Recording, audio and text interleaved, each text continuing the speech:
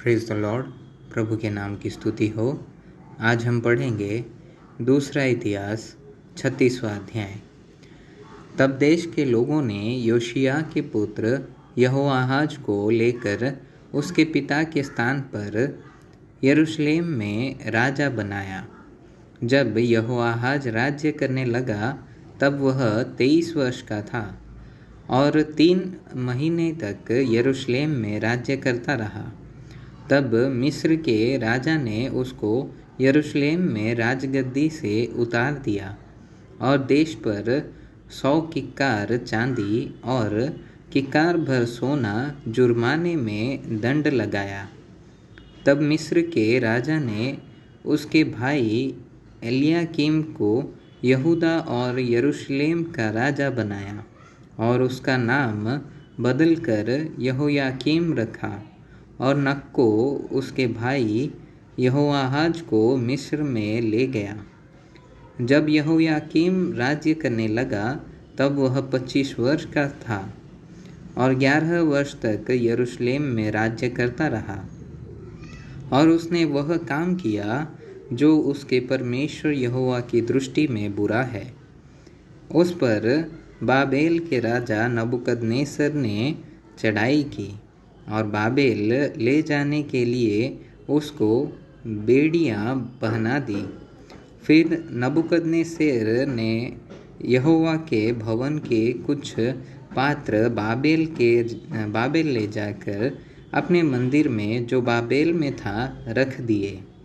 यहोयाकीम के और काम और उसने जो जो घिनौने काम किए और उसमें जो जो बुराइयां पाई गई वह इज़राइल और यहूदा के राजाओं के इतिहास की पुस्तक में लिखी है। और उसका पुत्र यहोयाकीन उसके स्थान पर राज्य करने लगा। जब यहोयाकीन राज्य करने लगा तब वह 8 वर्ष का था और 3 महीने और 10 दिन तक यरूशलेम में राज्य करता रहा। और उसने वह किया जो परमेश्वर यहोवा की दृष्टि में बुरा है। नए वर्ष के लगते ही नबूकदनेस्सर ने लोगों को भेजकर उसे और यहोवा के भवन के मनभावने पात्रों को बाबेल में मंगवा लिया और उसके भाई सिदकिय्याह को यहूदा और यरूशलेम पर राजा नियुक्त किया। जब सिदकिय्याह राज्य करने लगा तब वह 21 वर्ष का था और यरूशलेम में 11 वर्ष तक राज्य करता रहा। और उसने वही किया जो उसके परमेश्वर यहोवा की दृष्टि में बुरा है। यद्यपि यिर्मयाह नबी यहोवा की ओर से बातें कहता था तो भी वह उसके सामने दीन न हुआ।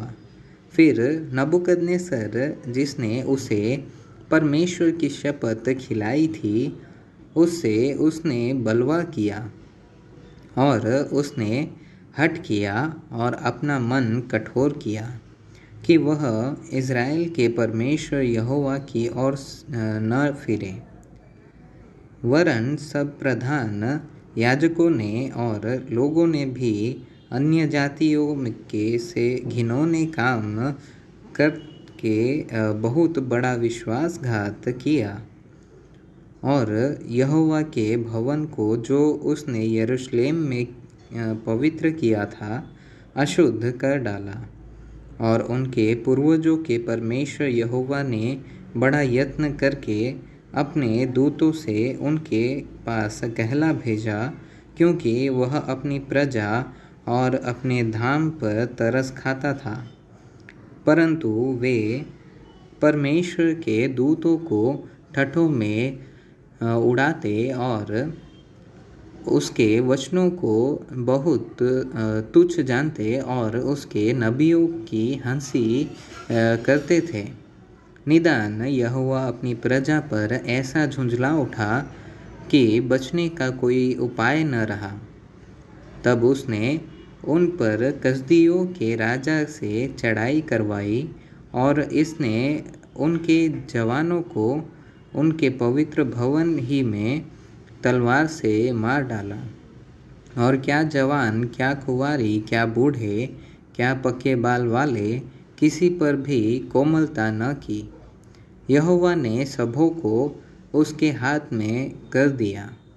और क्या छोटे, क्या बड़े, परमेश्वर के भवन के सब पात्र और यहोवा के भवन और राजा और उसके हाकिमों के खजाने, उन सबों को वह बाबेल में ले गया।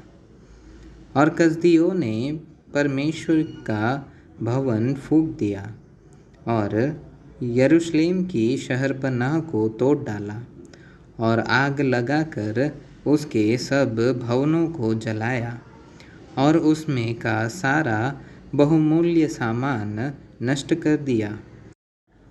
और जो तलवार से बच गए उन्हें वह बाबेल को ले गया और फारस के राज्य के प्रबल होने तक वे उसके और उसके बेटों पोतों के अधीन रहे।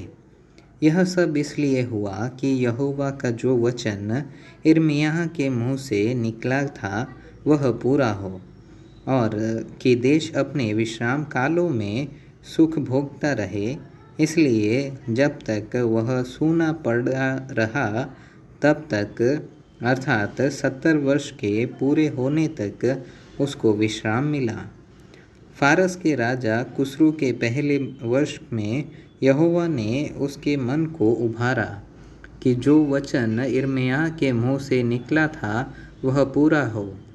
इसलिए उसने अपने समस्त राज्य में यह प्रचार करवाया और इस आशय की चिट्ठियाँ लिखवाई कि फारस का राजा कुस्रू कहता है कि स्वर्ग के परमेश्वर यहोवा ने पृथ्वी भर का राज्य मुझे दिया है और उसी ने मुझे आज्ञा दी है कि यरूशलेम जो यहूदा में है उसमें मेरा एक भवन बनवा। इसलिए है उसकी प्रजा के सब लोगों, तुम में से जो कोई चाहे कि उसका परमेश्वर यहोवा उसके साथ रहे तो वह वहाँ रवाना हो जाए।